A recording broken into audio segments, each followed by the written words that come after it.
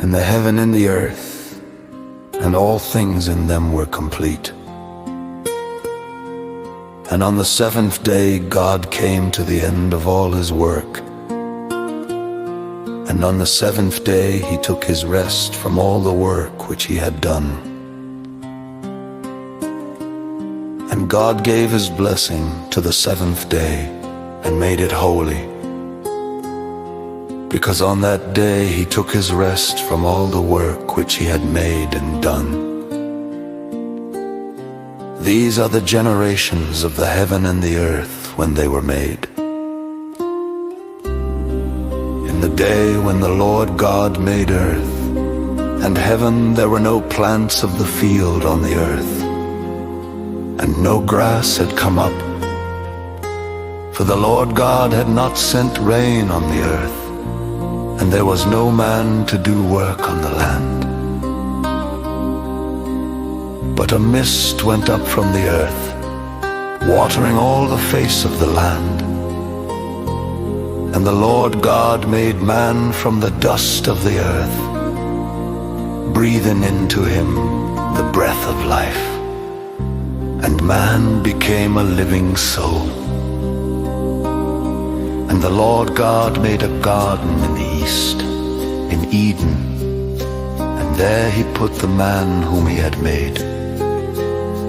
And out of the earth the Lord made every tree to come, delighting the eye and good for food. And in the middle of the garden, the tree of life and the tree of the knowledge of good and evil.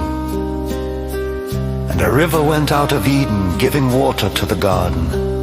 And from there it was parted and became 4 streams. The name of the first is Pison, which goes round about all the land of Havilah, where there is gold. And the gold of that land is good. There is bdellium and the onyx stone. And the name of the second river is Gihon. This river goes round all the land of Cush. And the name of the third river is Tigris, which goes to the east of Assyria. And the fourth river is Euphrates. And the Lord God took the man and put him in the Garden of Eden to do work in it and take care of it.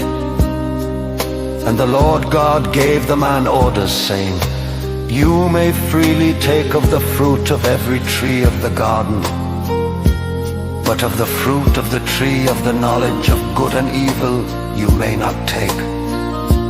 For on the day when you take of it, death will certainly come to you." And the Lord God said, "It is not good for the man to be by himself. I will make one like himself as a help to him." And from the earth the Lord God made every beast of the field and every bird of the air, and took them to the man to see what names he would give them. And whatever name he gave to any living thing, that was its name.